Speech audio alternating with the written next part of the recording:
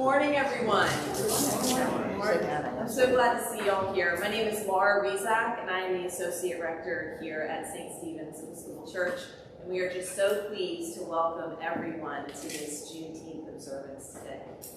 I'm going to turn it over shortly to George, but before we do that, I have just a few housekeeping items I want to take care of. If you need the restroom, there is one in this building. You just go straight back through those doors, not all the way outside, just through that first set of doors and cut to the left, and there's a restroom there for you.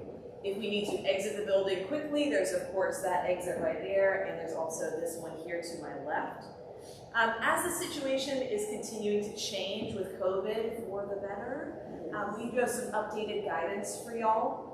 We've been in conversation with some physicians that are in our congregation, and they have agreed that if we are fully vaccinated, we do not need to wear masks indoors. We do ask that if you have not been fully vaccinated, or for whatever other reason, you want to model for the younger generation, however you want to do it, you definitely are encouraged to wear a mask. But if you are fully vaccinated, like I am, for example, it's not necessary. Let's see. Oh, we do have some simple refreshments that will be available following our presentation. We'll have them right out here in the garden. I do encourage you to join us for some snacks and conversation. And with that, I would like to introduce George H. McDaniel, who has really been the driving force behind putting this event together. George McDaniel grew up in Summerville and has spent most of his life here in the Lowcountry. He received his BA in history from Davidson College, and after some time spent wandering in the wilderness as a professional musician, he returned to school and earned his MA at the Center for the Study of Southern Culture at the University of Mississippi. His graduate work focused on African American history and public history, particularly interpreting that history at historic sites. While in Oxford, George managed two museums: the LQC Lamar House, the home of the 19th century Mississippi politician and Supreme Court Justice, and the Burns Belfry Museum and Multicultural Center, which was housed in the first African American church established in Oxford after the Civil War in 1867. He also served on the University of Mississippi's Slavery Working Group, which researched and interpreted the history of slavery at the university, and he was a founding member of LOCAL, the Lafayette Oxford Community Archive Library, which works to bring university resources to bear to preserve the local history of the African American community.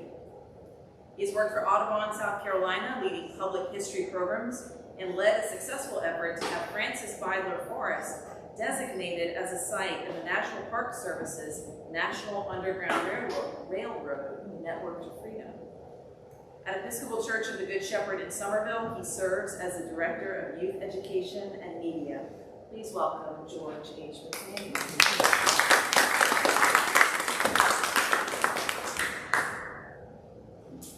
Thank you all, and good morning. Good morning. So, first, I would like to thank St. Stephen's for hosting us today, and for being so generous with their space and their time and just letting us gather here at this beautiful church. And just a quick note on the space. So this is a church. It is not an auditorium or a lecture hall. So the way we're sort of set up is to take advantage of the space as best we can without altering the sacred and being respectful of that. So just a note on that. So this is quite the momentous occasion today. This is the first official Juneteenth that is recognized as a national federal holiday, just being passed by Congress and signed by President Biden just on Thursday. And just a little quick note, this is the first new national holiday since Martin Luther King Day in 1983. So a very historic day indeed. So let's start with just a quick show of hands. Who here has heard of Juneteenth only recently? Yeah, in the last couple of years. Okay, so we got a few people, yeah. So don't worry, I'm not going to give a long lecture and bore you with all of the wonderful details. But I do want to just give you a quick note, a quick introduction as to why Juneteenth is important, what it is, and why we're here today. If you are not familiar with Juneteenth, we'll start with my first slide here. So this is Juneteenth, or the June 19th, 1865 General Order Number 3, which was issued by Major General Gordon Granger in Galveston, Texas on June 19th, 1865. The people of Texas are informed that, in accordance with the proclamation from the Executive of the United States, all slaves are free. This involves an absolute equality of personal rights and rights of property between former masters and slaves, and the connection heretofore existing between them becomes that between employer and hired labor. The freedmen are advised to remain quietly at their present homes and work for wages. They are informed that they will not be allowed to collect at military posts, and that they will not be supported in idleness either there or elsewhere. So that's the actual order. And on the right here, we have, this is from the National Archives, the actual paper that Granger issued the order on. So you may be thinking, well, wasn't it really January 1st, 1863, when Lincoln signed the Emancipation Proclamation? And then it was April 9th, 1865, when Lee surrendered at Appomattox. And then, really, this 27th state to ratify the 13th Amendment was Georgia, and that was on December 6th, 1865. So, when exactly did slavery end? And I've got to admit, you all know your dates. That's very good. So the question becomes, why Juneteenth? And we could have a whole long discussion on why this date is recognized as important. And I will not, as I promised I wasn't going to go for a long lecture. So I will turn you, just for the sake of brevity, to Annette Gordon-Reed. This is her brand new book on Juneteenth. Annette Gordon-Reed is from Texas. She's one of the leading historians in American history. She was the writer of the Hemmings of Monticello, and has just done incredible work. She grew up in Texas, and so this is just a small little collection of essays and reflections on Juneteenth and what it means to her, and sort of putting all of that history into context. But I will just say that we have chosen to commemorate Juneteenth because that's the date that has been chosen by those whose ancestors were enslaved.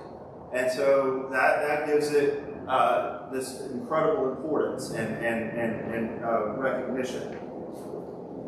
So the point that I really want to make while we're thinking about this is that all of those dates are important, and dates and names and places matter, but they're not the end-all and be-all of history.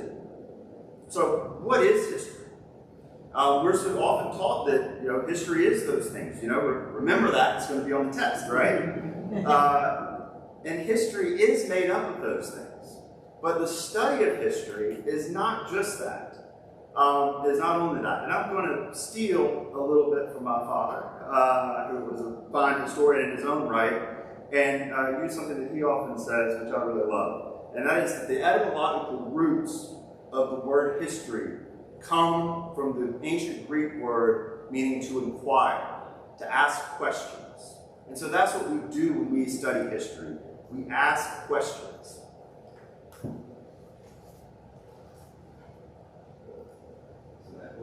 So, what does that have to do with today? Well, we're going to focus on asking questions, and we're going to hear from our two wonderful panelists who will provide insight into what that history is. And I just want to say real quick that one of the things that drives historians up the wall is when people come up to us and say, oh, that's not the history that I learned in school. That's y'all are doing something radical. And so I just want to give you a quick example. Who here grew up in South Carolina with this as their history textbook? This is the Sims history of South Carolina. And this is Mary C. Sims Oliphant. Now she wrote this, the first edition of this book in 1917. And she based it on her grandfather, William Gilmore Sims, his history of South Carolina, which he wrote in 1860. And he was a leading slavery apologist, pro-slavery apologist. So you can start to sort of see the point here, that it's not the facts of South Carolina history or history that change, but it's the who is getting to tell the story and getting to tell their history. And that's where it matters so much. So, with that in mind, I'm thrilled to have Catherine Braxton and Rebecca Campbell with us here today. As sisters, Catherine and Rebecca grew up right here in this neighborhood, in the borough houses just around the corner over on Calhoun Street. You might have even passed by them as you came down towards the Gilliard and towards St. Stephen's. They could trace their lineage back to the enslaved at Drayton Hall, and even further, all the way back to Barbados, where their ancestors were brought over by the Draytons to Charleston in the 1670s, more than 300 years ago. So it is such an incredible legacy and story they have, and it highlights another point that I want to make when we're thinking about history today. We so often think of history as something that has happened in the past, and that it's frozen in time. Old photographs, dusty manuscripts, that type of thing. But that's not really how it works, is it? You're probably familiar with William Faulkner, who famously wrote, "The past is not dead, it's not even past." And that's getting closer. But Annette Gordon-Reed, in her new book, has a wonderful line about that. And she writes, "The past is dead. But, like other formerly living things, echoes of the past remain, leaving their traces in the people and events of the present and the future." It's important that we recognize and understand these things that happened so long ago, hundreds of years of history for Catherine and Rebecca's case, and in all of our cases. But they still have echoes and ramifications today. These are difficult subjects, to be sure, but it is important that we recognize, because it is a disservice to ourselves and to the millions of people who were enslaved here in Low Country, South Carolina, and across this country and across the world. And those are people whose names we will never know, but whom we commemorate and honor by gathering here today. So, without further ado, I'd like to welcome Catherine Braxton and Rebecca Campbell.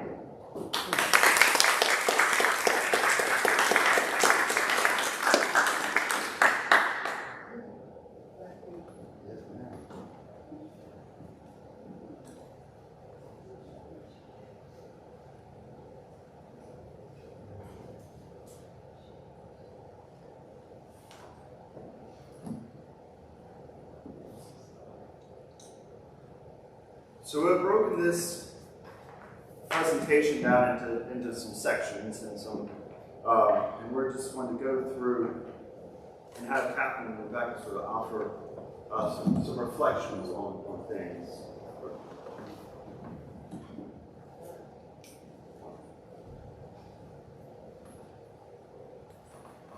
So we'll start at the beginning. We'll start at the beginning here in the Low Country. So this is a recent photograph of Sullivan's Island. You see the lighthouse. And then we have an advertisement for enslaved people to be sold from 1769. So, Catherine, I'll direct it to you, and then Rebecca, you can respond too. Just what are your thoughts when you see these images? I feel hurt in a sense.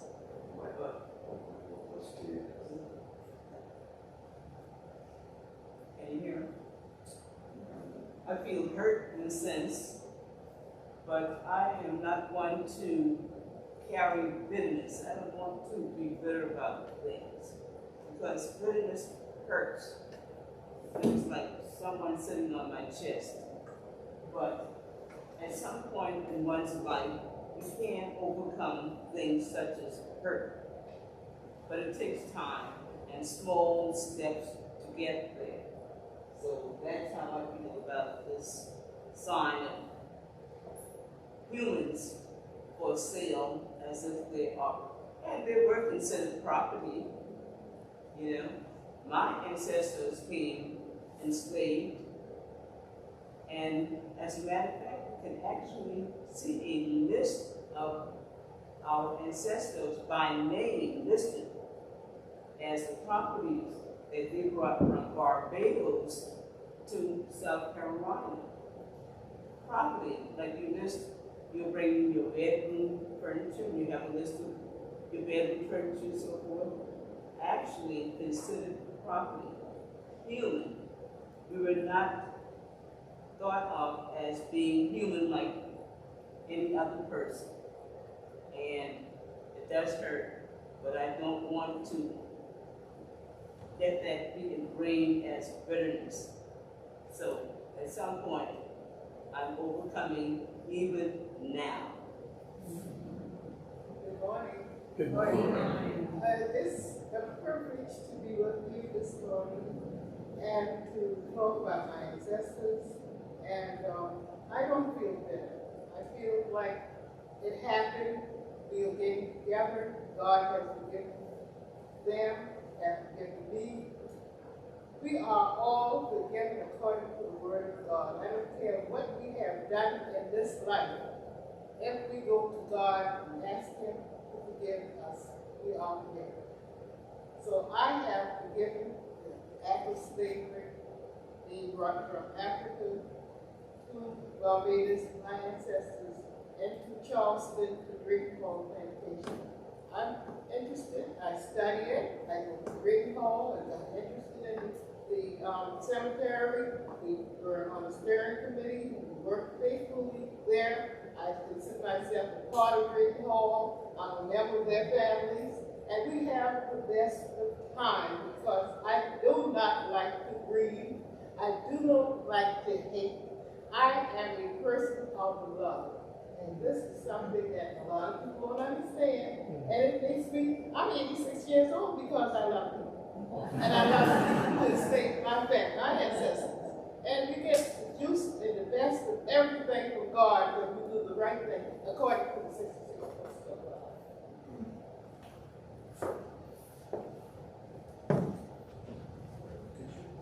Laura, I'm having some issues with my mouse. Yeah, Could of you course. come advance the slides? Thank you.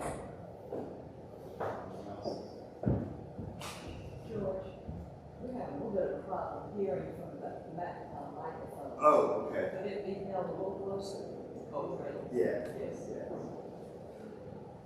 So this is a photograph from Drayton Hall looking out across the Ashley River. And so what do y'all think of when you see this view? We see just a beautiful view, but your ancestors were here. So what do y'all? We have been presented some of these pictures before, and we were asked, what do you think of this? These are trees. I says, wow. My ancestors were enslaved at Drayton Hall around these trees. Now, for punishment, were they ever hung on these trees as punishment? And that hurts, even that thought hurt. But who can make a tree? God. God makes the trees. And there's a reason for them. And I accept that. I live in Jacksonboro, which is totally rural, and I have trees. I live on 10 acres, and 9 of those 10 acres are wooded acres. As a matter of fact, I just recently had a situation with snakes. Having grown up in Charleston, I'm getting used to it now. I've been in Jacksonboro now for 25 plus years. When I left South Carolina, I went to New York because my mother left Charleston during what they referred to as the Great Migration. African Americans were leaving for better opportunities, better salaries, and to be able to provide for their families. But my mother chose not to take myself and my sister Rebecca with her. There were 4 of us, 2 girls, 2 boys. But she did take the boys with her. And we stayed with our grandmother at 35 Calhoun Street. That's between East Bay and Washington Streets. The building is still there. My grandfather bought it in 1939. The house was built in 1852. This is where we grew up. What sits next to the building now is a 5-story condominium. You pass it if you're going to the museum, or if you're going to take the boat to Fort Sumter. You pass 35 Calhoun Street. There's a mall in the center of the street. There are 2 white houses to your right as you pass. That is where we grew up. So going back to Jacksonboro, I've got myself used to it by now. Because my uncle lived at this house. He was the last person who lived at 35 Calhoun Street. He died in 1998. And I said, well, when I return to South Carolina, I'm going to stay in that house. That's where I grew up with my uncle, because he was the only one there. And he says, oh no, I would rather be alone. So therefore, I had to find something. And I went to Jacksonboro, where my grandmother was born and reared. She was not enslaved, but she also, that's not picking rice. They cultivated rice in Jacksonboro. And she would tell us that you were standing in water up to your knees, and you had to bring your clothing up to keep the clothing from getting wet. So we've gone through some things, and this is just for us. But can you imagine what those who were enslaved had to go through? It hurts. But I'm not bitter. So the trees, you belong where you are. Only God can make the tree. Well, good home, and I know some of my ancestors were probably hurt, probably around the river, trying to escape to get to some other place or to go for comfort. For example, my grandfather's father, which Friday Johnson was enslaved at Great Hall, and he left Great Hall. And as we were studying the genealogy of our family, along with Tony Perry, I asked her, I said, of all those relatives that we were talking about, Catherine Goins and the other ancestors, what happened to Friday Johnson? His name is not mentioned. He was Catherine Goins' husband.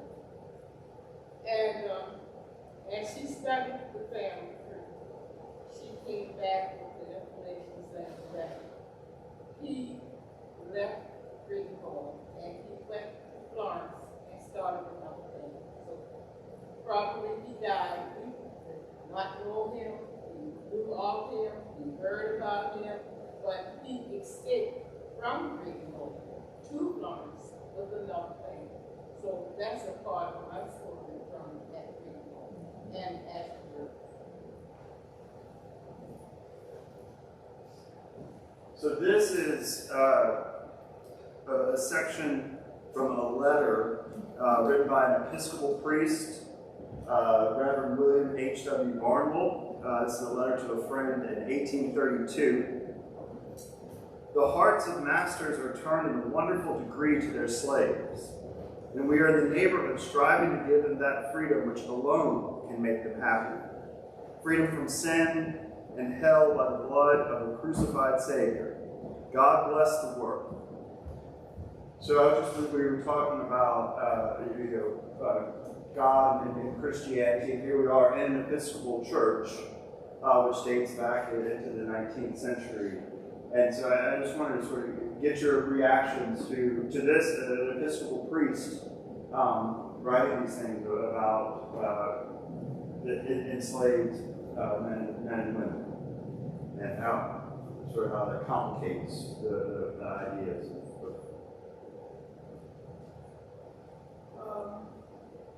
There are people, not everyone is, and I'm sure that during that time they had persons that were masters, as they were called, did good things because of my ancestors, especially Catherine and Greenhall. There are no electricity, no running water, and Catherine was one of the cooks.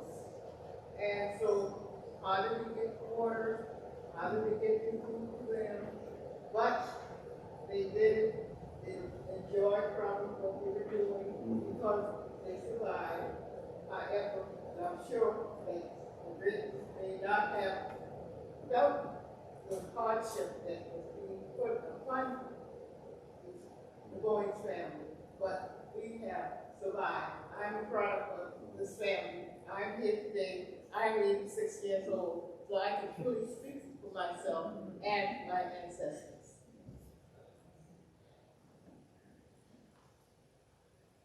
Well, we have got to acknowledge the Almighty. And you can see 1832, back then, although they may not have at that time realized that they were treating humans as not humans, but at some point, someone is going to be touched to bring whatever is wrong out, let's address it and make it right. Been making it right from the time he wrote this letter to his friend, and we are still in the process of trying to make things right. I have gone through several things where we're still trying to make it right. For example, I graduated from Birch School with the class of 1955. They hired other high schools in Charleston High, and Rivers at that time. 19 classes of 1955. We didn't do anything together. However, Ned Felder, very busy person, but he read an article where in some places, North Carolina, the graduates of a predominantly black school and a predominantly white school, they got together and talked about it and said, you know what? We weren't able to do things when we were actually in high school and we are the class of 55. But we want to do something together. And they did. So Ned Felder, who is president of our Alumni Association, says, listen, we are going to, we'll be the first one in Charleston to do it, but we're going to approach someone from the class of 55 and let them know that we need to get together and bridge this gap. And did we not bridge the gap? That was shine. Eddie Monroe, those are my classmates, class of 1955, Burke High School. Fred Sturr, who was a member of the Sturr Funeral Home family. And our classmate Ned Felder got together and they talked about it. And as a matter of fact, Fred, who's the white person, was more excited than we were. He said, "But very definitely, we are going to get this off of the ground, and I am going to have it at my home on Waterloo Island." And we did it. We got it together, and we called it the Gathering. Class of 1955, the 3 high schools in Charleston. That was one thing. Now, I'm a member of Mount Zion AME Church on Glebe Street, which is just around the corner from Grace Church, that is on Wentworth Street. Well, Grace started what they call a book study, reading books, and all of the books were about civil rights and white-black differences. And here's one of our book study members here. And we were reading books from one book to the other and discussing what happened then and how we can make it better. Why did it happen, and why can't we make it better? Do you believe we can make it better? Should we make steps now? It's going to be baby steps to make it better. From 1832, that's what he was saying. You've got to make it better. This is 2021. Is it better? We are still trying to make it better. Take the hint.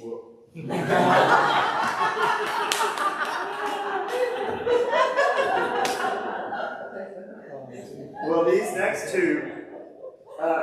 two slides will sort of go together. So this is actually from February 21st of 1865. It's the 55th Massachusetts Colored Regiment marching in the streets of Charleston, singing John Brown's March, of course, and then the next slide will go with it. And this is from April 14th, 1865, so just 5 days after Lee's surrender at Appomattox. And you have thousands gathered here at Fort Sumter for a flag raising. And so I wanted to ask y'all, since you grew up in Charleston and your family goes so far back, did y'all hear any family traditions or stories about what your family did when freedom came right after the Civil War and such? No, I don't remember hearing any stories. Nothing. Okay. Yeah, you have to remember that our ancestors came with the Draytons back in the mid-1600s. And our grandfather, he was never enslaved. He was born at Drayton Hall, but he was not enslaved. He was born a free person. His ancestors, his parents, grandparents, so forth and so on, they were enslaved. So, and my grandfather he taught us so much. Oh boy. So my mother, and of course she passed it on to us. And sometimes, so why do folks know so much old-time things? This is my grandfather taught his children. And my mother was one of those children. And she continued the same thing and passed it down to us. And I am trying to do the same thing, passing it down to my son. But he's listening, because he also had to listen to his grandmother. Well, we'll get into this. So this is from Charleston, and so we're all familiar with this photograph, but I wanted to go to this, because this is so often we think of we think of Jim Crow and segregation, we think of the white water fountain and the black water fountain and such. But this is a map from the 1960s of the Charleston area with the black beaches highlighted and marked. And so if you all could just talk to, you all went to these beaches, and then also just your experiences growing up in Charleston and during this time. Yes, I'm familiar with the Riverside Beach, which is Refuge Point, in Mount Pleasant. And then I'm familiar with the Mosquito Beach. That's in the Quality Beach area. And the Bridge Beach, I think that's in the Waterloo section. Seaside is at Episcopal Beach. These were beaches in Peter Mill Pavilion. That was a place in the part of Grand Town and Raphael area, Red Town. Those were the only places that we had for entertainment, beaches to visit for African American around the 60s and earlier. And what would y'all do when you would go to those places? What was the entertainment? Well, they have music, food to purchase, drinks to purchase, and the pavilion to sit under, and go to the river, to the beach, and swim or sit on the sand and enjoy yourself. Catherine? Well, let me say this, if Rebecca didn't mention, that we were not ones that went to the beach. And the reason for that is, like I said earlier, our mother left to go during Great Migration to make it better for us. And we stayed with our grandmother. She was overprotective. You got to protect you. Kids, nothing's gonna happen. When all of our friends would, there's an excursion going to Riverside, the beach near Atlantic Beach. What's that called? It's not there. Because Myrtle Beach. Near Myrtle Beach. Streets are all the way out there near Myrtle Beach. That they're going on an excursion. Are you folks going? I said, oh yes. And I went to my grandmother and said, on excursion is going to Myrtle Beach, and we're going to go. All of our friends are going. My grandmother said, oh, they're all going? I know who's not going. So we didn't get an opportunity to run through all of these beaches right across the river from us. All these beaches. I don't know if I've been to any of the Riverside beaches, the only one. Yeah. All the others, forget it. Well, did y'all have any other experiences, not just necessarily the beaches, but just growing up in Charleston with segregation and such? The water fountain. Like on Saturdays, we would go to Woolworth, Press, and there was a silk store, the three bookstores, and we were given money to make little purchases and candies and little things that we would like to have. Every Saturday we went, and we would notice the color white, and never go to the white one. But as children, we take a chance, and I went to the white. It was no different. I went to the white, and it was no different. The taste of the water was the same. Okay, and another experience that I tried, I normally try things personally. I like to be alone. I don't like the crowd because I have little lives that tells me to try. I came back from college in a Greyhound bus from Florida. Tallahassee, I went to Florida A&M my first year out of high school. Didn't like Florida, didn't like Tallahassee, got very depressed. And I'm not a depressed person, I'm a happy person at all times. As a job.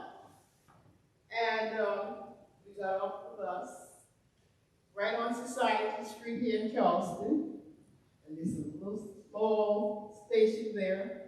The outside, the blacks were out there, and then a little small area the blacks had for the waiting room. The white had their waiting room, we had ours. I couldn't sneak to go to the water fountain then because it was too close. But Charleston had this water fountain on every store that you go in, white, black. And so we grew up with the segregation, segregated schools, segregated water fountains, segregated churches. And the church we're sitting in now was not segregated, it was open to all races because it was a black priest. And Father Simpkins, as I grew up, we came here in this sanctuary. We played in the back. We had organization for the kids after school because we lived down the street on Calhoun, so we could walk in. And I enjoyed coming to the speakers. And two of their daughters were school teachers. One of the daughters was my social studies teacher. And so this is a lot of memory today for me, and I really, really appreciate you inviting us. Well,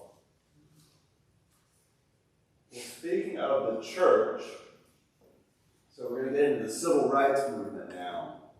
So this is a photograph of Martin Luther King at Mother Emanuel in circa 1962. He came. And so, not just talk specifically about Martin Luther King, but could you all talk just a little bit of why the church was so central in the civil rights movement and then also throughout African American history? It sort of plays a central role. And well, it did, even if as a child you didn't feel that it should have, but my grandmother just told us on Sunday morning, you're on your way to Sunday school, you go ahead and I will be at church, and whatever happened after church. So I guess we just taught to have some spiritual something. And I'm that way today. You should see me coming all the way from Jacksonboro, 30 miles away, to get to Mount Zion on Sunday mornings. Somebody asked me, do you pass any churches coming? Why do you come 30 miles all the way to Mount Zion?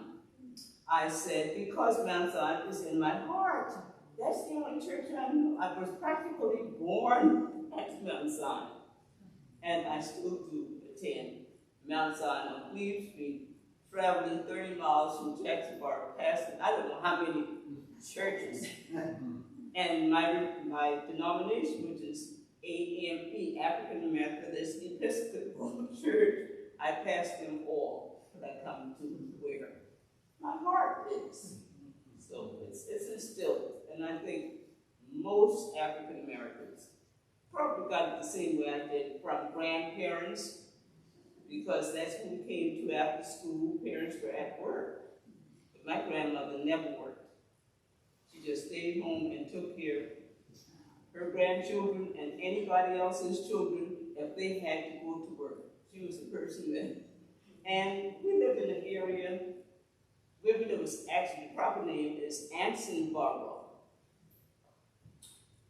We just forget the Anson. This is the borough. We just call it the borough. So when you say you're from the borough, we understand that's where the African Americans live. But if you said Anson Borough, then that's something else. But nonetheless, we are spiritual, not so much religious. What's the difference? I said, well, the spirit is in the heart. So that's all right. Well, I feel like the church for us African Americans is like being trained for organization, being trained ministry, being trained for any social life that you want to be.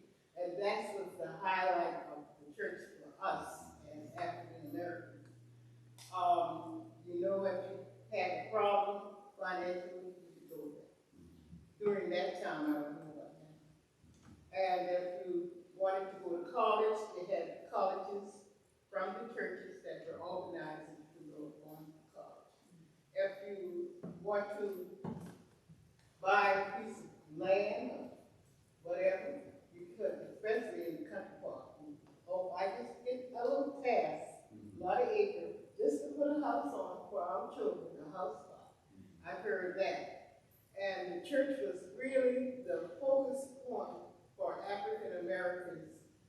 You know that your strength was there. You could go and ask for anything with the help of God and get it. And today, we still have some of the feelings, but the younger generation has kind of drifted away. But the ones during my time, really are church people. They believe in what they believe in. They believe in serving the Lord. They believe in giving. They believe in serving. They believe that you can organize and get ahead. An organization started for African Americans at the church for the civil rights movement and other movements. Yeah, I think that's the organization part. I think is key there. It was so central. Well, speaking of the civil rights movement, so this is Ms. Towles. I've tried to find out who she is, but I think she was just someone there. But this is Rosa Parks. We're familiar with Rosa Parks. Coretta King, Septima Clark, and then Annelle Ponder, who was a young civil rights activist. And so I wanted we have these are women leading in the movement, and I have two very wonderful women up here, and I just wanted to get y'all's sort of reactions to particularly Septima Clark, since she was here in Charleston, and y'all grew up not too far from. Yes, not far from her. Yeah. Well, Rosa Parks, though, she was a sparky. She got on the bus and said she was tired. She was going to take this backseat mess anymore. So I'm going to sit wherever I want to. And it worked for her and the world and the country. And everybody felt it with her. It didn't really start off good. It was painful. People had to stay off their jobs. They had little domestic jobs, but they had to stay home and no bus riding home for a while. But it had done a marvelous job in changing some of the problems that we had. And the transportation problems, not only locally, but internationally and nationally, transportation has been improved due to the fact of Mrs. Park. And Ms. Park. Coretta King was Dr. Martin Luther King's wife, very dynamic person. She came to Charleston with 1199, the hospital union with MUSC. They weren't getting the right pay. They were told, treated wrongly. And 1199 came here, and she came and marched with the group, the civil rights movement, to improve life working at the hospital for African Americans and all persons who had problems with segregation. And for Septima Clark, she was an educator. She civil rights movement, and for the voting registration, she had a school training not only in Charleston, but throughout the United States. And personally, we know of her because of the same area that we grew up in. Very dynamic, fine lady. Yes. And truly, we are proud to say that these were strong women, civil rights activists, civil rights movers. They were everything to not only African American women, but all women, all persons that needed the training to become more powerful in not only this country, but worldwide. That you can do what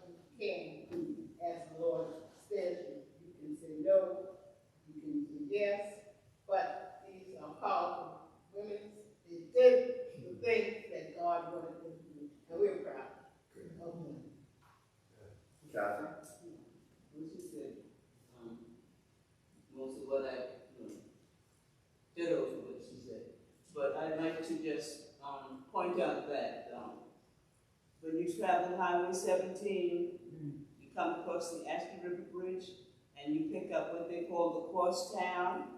You know what the Crosstown is? Septimal Clark Parkway or Highway or whatever, but it is named for Septimal Clark.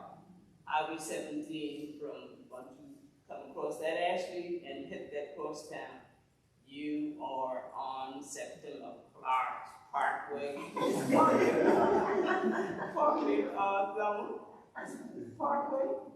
I don't know, but it's named for her. Yeah, and for those of y'all that don't know, she grew up right behind Mother Emmanuel Church on Henrietta Street, yeah. And there's a marker there. The home is no longer there, but she was, Martin Luther King called her the mother of the movement. And we'll get to it. And what else that happened during the height of the movement? The lunch counters sit-in where African Americans, mostly younger people of my age that I am now, I'm 83, and don't want to get hurt. But nonetheless, young people went and pressed Silvers, Woolworth, all these places that had lunch counters, and they sat there to be served, but they would not serve them. But they sat, they occupied the space. And I attended South Carolina State College, now University, in Orangeburg, South Carolina. But there were some young people who actually died in the process of just trying to sit, not killed at the store, but it flowed over to something else. But some lives were lost, but I guess sometimes it's the price that you have to pay. And not all of us, and maybe about the numbers that, I'm not ready to do that yet. But I'll get some guts at some point, later. Well, bringing the civil rights movement sort of forward into the day, this is, of course, Black Lives Matter Plaza in front of the White House. And these are a couple of photographs that I took last June, so just about a year ago, for a Black Lives Matter march that started not too far from y'all's home down there and came up East Bay and then up Calhoun. And this is Mother Emmanuel in the background there where the march ended. And so I just wanted to get y'all's thoughts on the Black Lives Matter movement and then how it connects back to civil rights and then to emancipation and how it sort of connects those things. The Black Lives Matter started with younger people, the younger generation, saying that we can, do what we want to do, and through organization, as I said before, and the civil rights movement, and saying that we have not been really treated properly, and we are not free yet. We have not had the space, the opportunities, financially, economically, especially economically, the problems with our race on the local pole. And they see the vision that we need to arrive to that space. And it's what it is, and it should spread. It should improve life not only for one generation or one group of people, or one race of people, but for all people. Is the way I see it. So I'm going to start by saying, first of all lives matter. All lives matter. But because some of the lives are not treated equally, we all God's people, but we're not treated equally. And this is why the idea of Black Lives Matter, because more Black lives have been taken away because someone decided that Black lives does not matter. You take it or you leave it. All lives matter, and I still feel that all lives matter. And if you say all lives, what does it include? Black lives as well. So we have got to make that change. I understand that Black lives matter, and but included when we say all lives matter.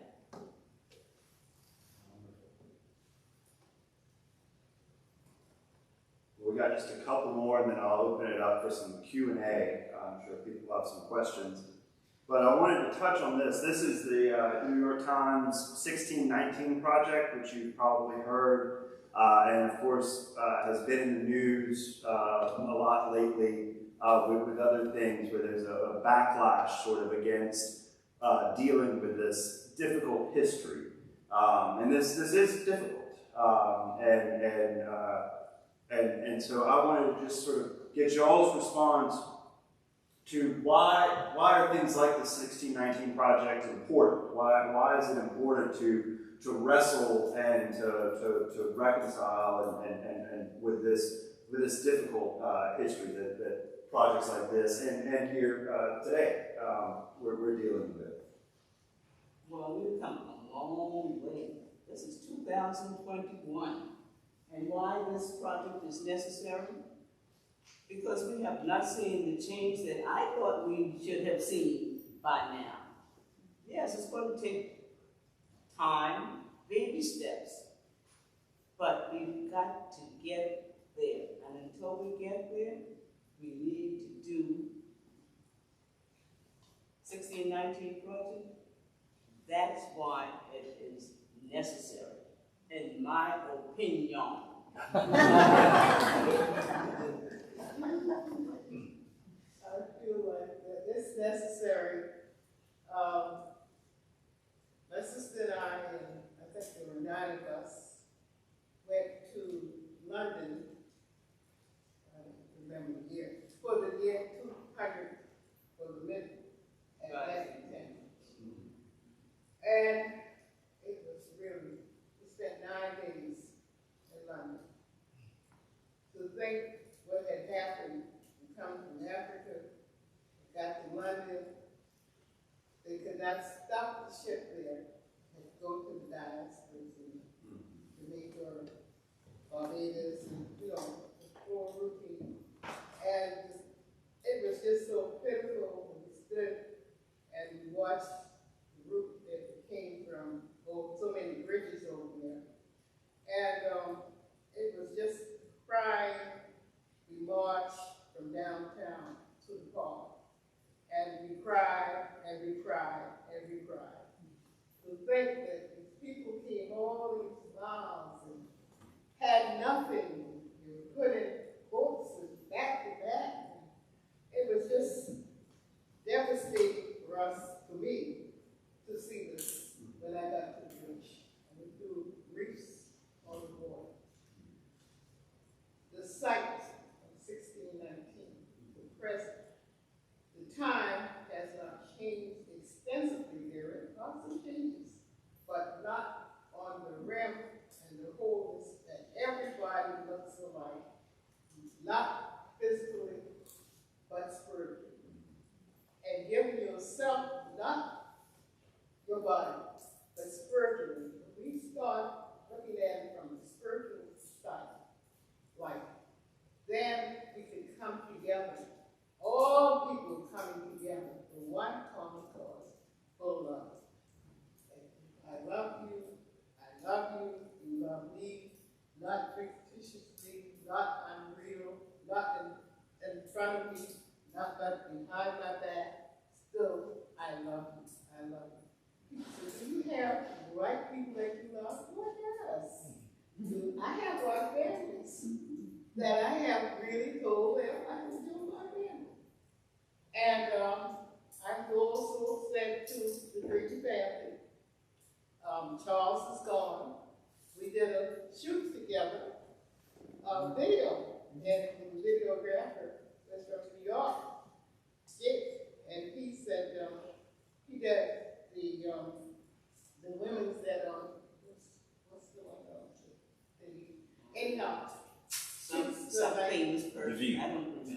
pictures of the video, and he did a video for us. And Charles and I were sitting together on a sofa while he was shooting. And so I said to him, to Charles, I said, you know what? They did it at Drayton Hall. I said, we're at Drayton Hall. I'm a part of this place.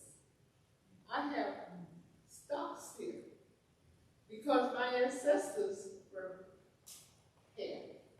My grandfather was born here. And so you cannot put me off this property. When I walk on Drayton Hall, from the street, from the road, I feel something great within me. I feel the Spirit of God. And I see my ancestors, and I feel them walking around me. We have to fix this cemetery. We got to do something about it. And they did it. But the late Philip Simmons designed a gate for us, for the known and the unknown deceased. And I said, don't close the gate. Make the gate open. Because they caught hell here. And when they die, they are flying around. They want to be able to enter in and out. They don't want to be stopped. And then also we got this call saying that, okay, where the parking lot is going to be placed, we found remains there, as they done today.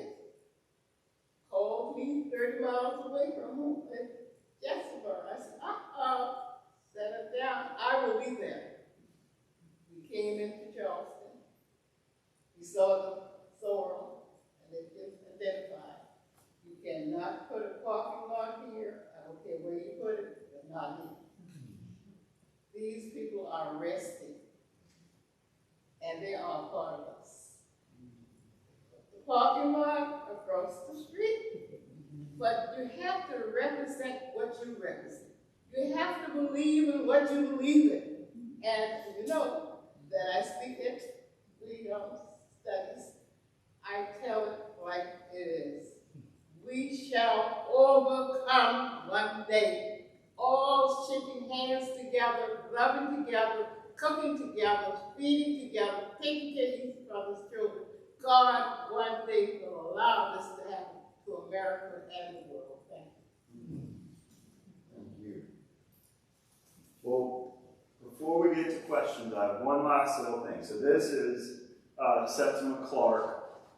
And so we're gathered here today, and as I said, she was called by Martin Luther King the mother of the movement.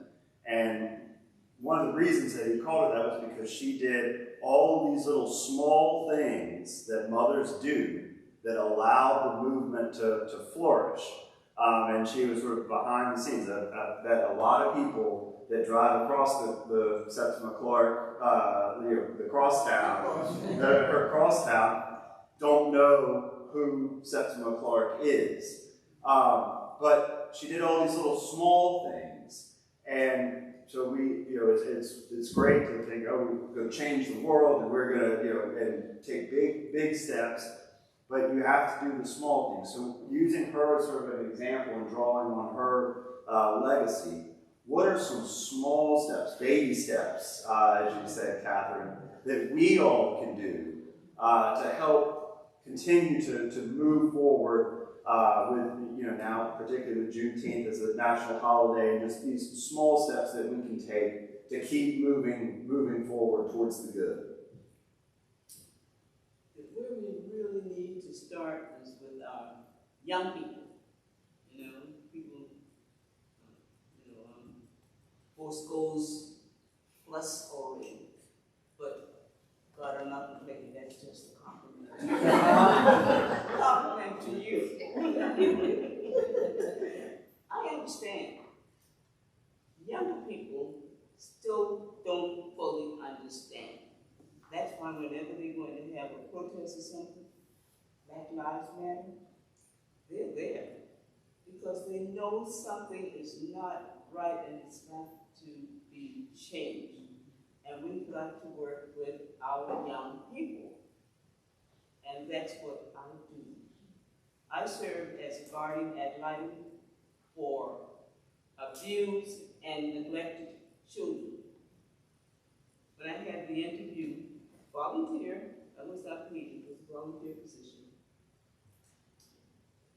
One of the questions that they asked me is, you know, we cover the entire county of Colleton County, Walterboro, Jacksonboro, we had there, and so forth.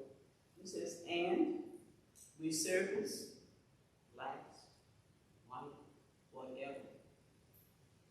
So as an African American, do you have any feelings about working with the white families? He says, no, I do not. Because I worked in the city of New York with what then was the Department of Welfare, which is now called the Department of Human Services. But I worked with, there were people of all denominations, you know, Spanish-speaking, English-speaking, people who came in from during the Holocaust. They had a group that took care of them. They brought them to the States, whatever. And they had children too. I worked with children as well as also I worked with the abused seniors. You know, there is a department for the abuse for the elderly. Don't y'all abuse me. But nonetheless, so I've had that opportunity, thank God, to work with people of all denominations. Yeah. So of course I want to work, I would do the same thing for a white child that I'm going to do for that black child. And I'm going to work the same way with that parent who's white that I would with the parent who's black. As a matter of fact, and Rebecca's probably heard this so many times, and it was at one point that I thought I was getting better respect from those who were white, the white parents, than I did from those who were black. For an example, I would go to the white homes. Now, their children are in foster care because they have been abused, and you now have to go to court to get your children back. They know that they are in trouble, and I want my children back, and whatever this black lady could do for me, I'm going to cooperate with her. They cooperated with me. Beautiful. I think she understands that I'm not in trouble. I'm here to help you. And whatever I said that you need to make changes, you need to do this, and I want you to do that, I got it. What is your home telephone number? I said, no, don't call me. As soon as I get it, I don't want to call me. What's your home number? I said, no, just call the job and leave the message. If I'm not there, just leave the message. I had a young African-American lady. Her children were in foster care. And she wanted her children back, but she needed to do certain things. And my first time visiting her phone rang. And she said to whomever was calling, oh yes, you can come now, I'm ready. And yes, you can come down and pick me up, I'm ready. She put the phone.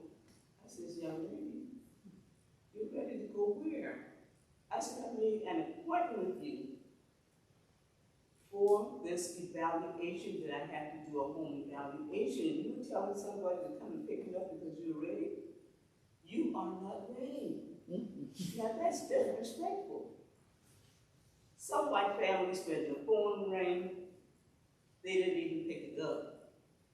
And if they did, they says, I am taking care of some business right now and I cannot talk. So you see, you get respect and you give respect.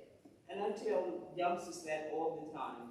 My nephews, because they always wanted to argue because somebody called them an ugly name. I said, well, you know that's your name. Why argue about it? Don't even answer it. Ignore it. You know, that's what you have to do. But you have to give respect to get respect. I respected those people who respected me, and they did. And I said, this is a young black woman whose children are in foster care, And you want your children back home. I'm trying to get that done for you. But I'm telling you what you need to do. And you're going to tell someone to come pick you up and I'm here to do your evaluation. That is disrespectful. I says, well, not on my watch, sweetheart. You are not going anywhere. If the person pulled up in the car, they certainly did not on the door. And she was saying, she said she just didn't understand. She just thought I was just there to ask a few questions and go on about my way. I says, no, you are in trouble. Because this case has to go to court, and I have to, when I write my report to the judge, I still have to say to the judge what was in that home. I look at the refrigerator to see if there's food for the kids to eat. Open the closet, let me see where the clothing are. And sometimes I open some refrigerator, beer, no milk, all that that's the kind of work that I did. But I was there to help. But I wanted them to understand that you have got to work with me. And I tell them, you're not going to do things that's wrong and not get these children back. Not on my watch. Most of them got their children back because I laid it down. This is, I guess, this lady is serious. And I was. They got their children back. And I have seen them now, I forget who they are. They're running up me. Yeah. And I said, wait a minute, who are you? I said, oh, you helped me get my children back. And I'm doing well. I mean, so if we could get the younger people to understand certain things, I think we could make some of those baby steps and get there. You know, old people, we understand what we have to do. But you have to bridge that gap between the races. You have got to do it. Otherwise, we don't want it. How many of you are prepared or willing to at least attempt to bridge the gap between the races? Oh, good. Good. Yes. And I do it every day. Every day I see little white kids. And just have to tell you this, Rebecca, she said, stop telling that story. But I was at the supermarket in line behind a black family. It was a young black young person. And she had a cute little daughter with her. And the little daughter just waved at me and smiled. And I waved and said, oh boy, you're so pretty. What's your name? And I started talking with her. And she was just so happy. And then there was a young white young lady behind us, and she had her little boy with her. And then he saw how I was just saying to the little girl how pretty she was and talking to her and asking her her name. So the little was so cute. He just started waving at me. She said, I can talk to him too. He was waving, and his mother said, put your hands down. Put your hand down, stepping on his hand. And then, before she did that, I didn't stop. I said, hi, how are you? I said, you are so handsome. And he just forgot what the mother was about to say. I said, you're so handsome. What is your name? And I mean, sometimes you have to just extend yourself. You know, I should have, once she slapped his head, I should have said, well, forget about him. I couldn't do that job back. I couldn't do it. I said to him out, and he was handsome. I said, you are so handsome. She slapped him on his, put your hand. I said, no, you didn't excite me because I'm going to talk to him anyway. So this is how they you have to bridge the divide. And it's going to take a lot of different things to do it. But if that's what you have to do, as long as you're not hurting anybody, do it. Do it. And then all these young ladies that see me walk to Burn now and running up to me and say, oh, wait a minute now, who are you? Oh, you remember me helping get my kids back. We're doing good now. I said, oh, that is, and I did have two kids that died in the process. The one was, that's how the kids came before it. Am I? Well, let's hear from Rebecca. And, let's hear from Rebecca. And we got some Q&A. I know. So. Say the same thing as she said. All of us want to reach together, get together, and be one family, one race. Jesus Christ. We don't have color when we were Jesus. We're colorless. And we work together there and book study and big friends. We leave in the evenings together on Tuesdays.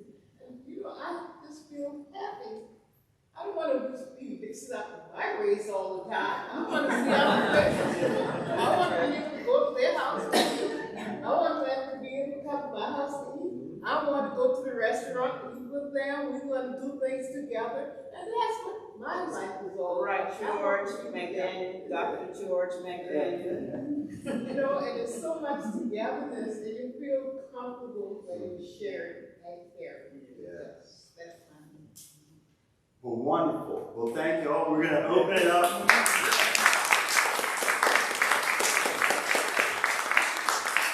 And so, do we have any questions? And I think we got one right here.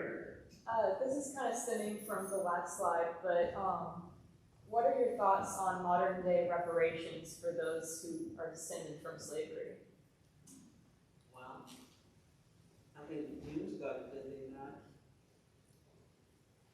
The Jews did get reparations, did they not? I think so, yeah. Yes, they did. They did, because they were able to come to New York and get food stamps, Medicaid, the whole thing, because that worked for their students. So, people who were enslaved suffered. Have you seen those pictures where the scars from the lash on the back? That's pain and suffering. And money won't change it, wouldn't make it any better. Well, I think that, yes. And they're not treated fairly. You get salaries are not what they should be. You don't want to add per hour, $5 per hour more to a salary. So incomes are not what they should be for people not enslaved, but right now, today. But people do have to have funds to live. God will supply our needs. We have basic human needs that have to be supplied. God will supply those needs now. He will open the door for you. But we also need to have what some other people who are doing well, living well, satisfied. And yes, I agree that reparations would be in order. Rebecca, do you want to respond to that? I agree with you. Okay. Any other questions? In the elder? I think I was struck, and thank you both for being here. I was laughing also because you all, I can tell as an older sister that sometimes it's hard putting up with the older big sister, and but See? but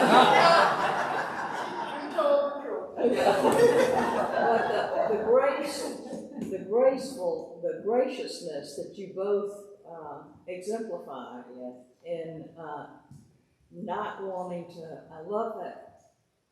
What you said about bitterness is like something sitting on your chest.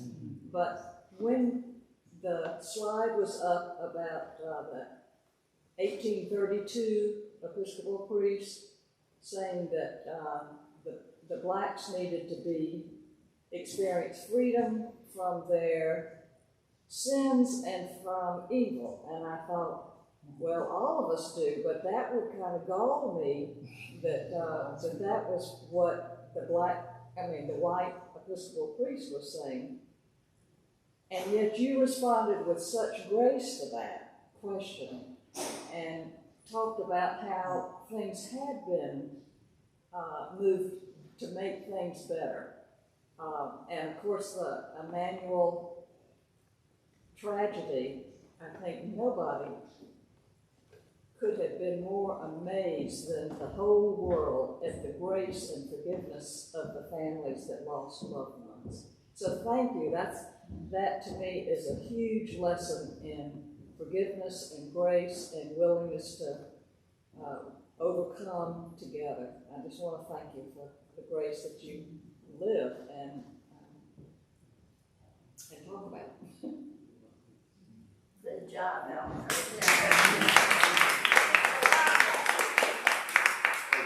Right, Father, that's a question. Just following up on this, this is a remarkable program. What else can churches do? Just following your discussion, what suggestions might you have, or anyone have, that churches could do to, in the future? I think moving steps forward. What might churches do to bridge the gap? Yes. One of the things that we have done, one of the things that we did at Mount Zion, like I said, we just around the corner from Grace Church, we always exchange pulpits, as they call it, once per year, alternate years. Mount Zion will go to Grace, and we do the service of Grace, but both Grace and Mount Zion members are there. And then the alternate year, Grace will come and do the same at Mount Zion. So, I've heard, you may have heard it too, Sundays is one of the most segregated days in the week because they're all going in different directions. And it's not that, I suppose, if I walk into a predominantly white church, they will let me in. And I have done that, and well received. But we need to do more of that. Just go, present yourself. Just do it. Right, George? Rebecca, do you have any small things that the churches can do, or?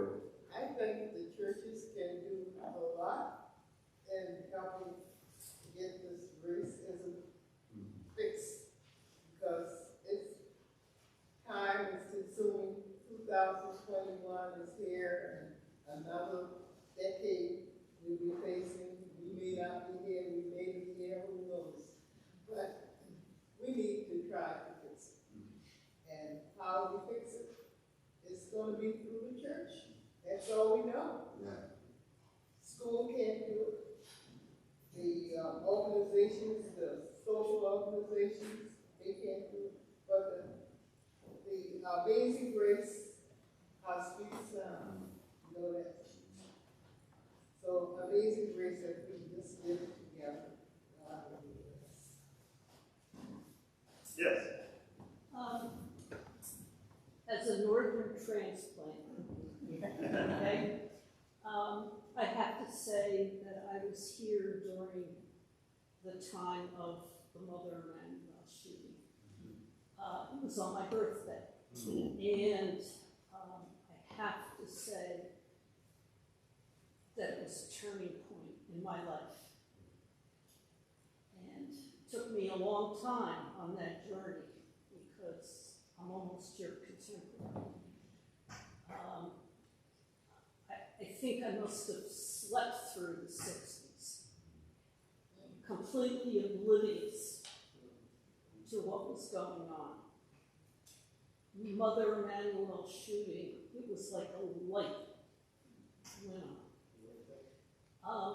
As a result, I have tried to educate myself. I have tried to raise my awareness. My husband and I organized a civil rights pilgrimage for our church. I visited Birmingham, across the Pettus Bridge, went to the King Center, went to the Legacy Museum and Peace and Justice Museum.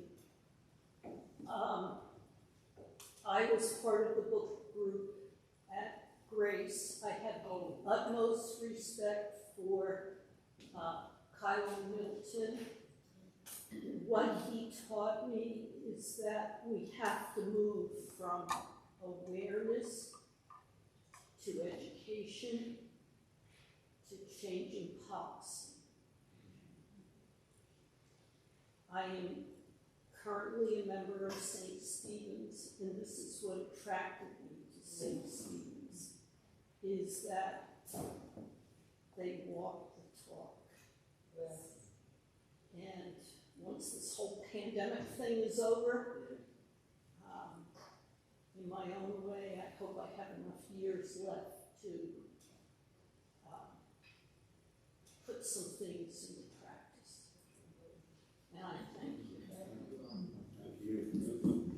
going to just say that the man who died, well, we know most of those people.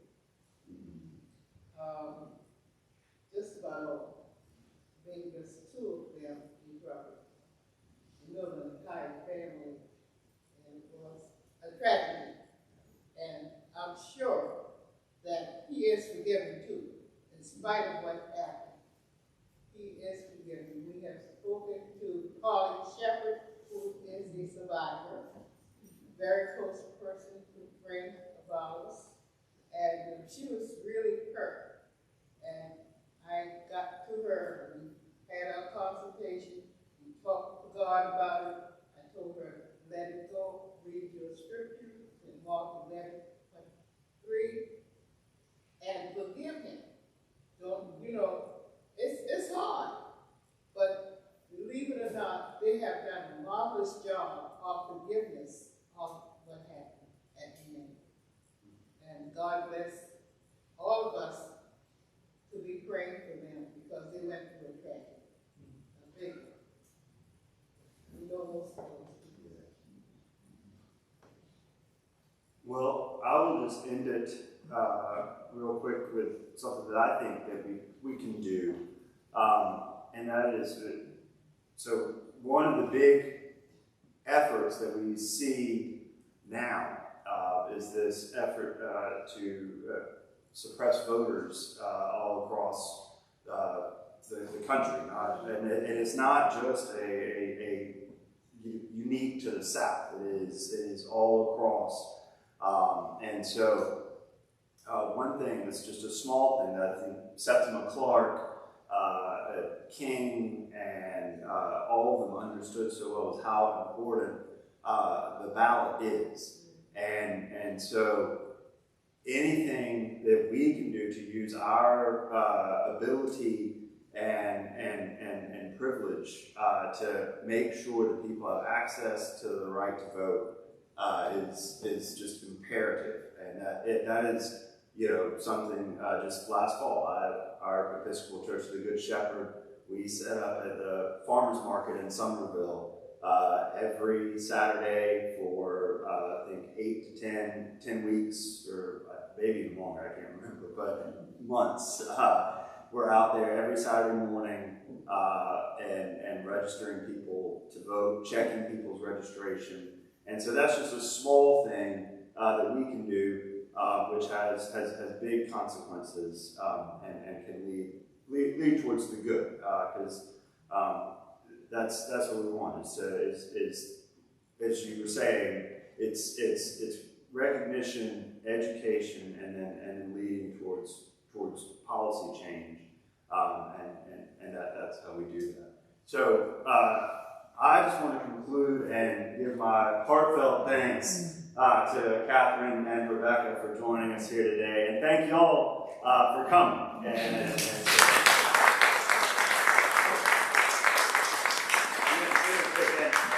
Rebecca has some handouts, I think. Okay, I think I have them. I have them somewhere. And it tells you about Juneteenth, because some of us don't know exactly what it's all about, and read it. and get them information that George has. Yes. Well, thank you all once again, and I think we have some refreshments outside, so we can have a little bit of fellowship and talking. So, thank you all.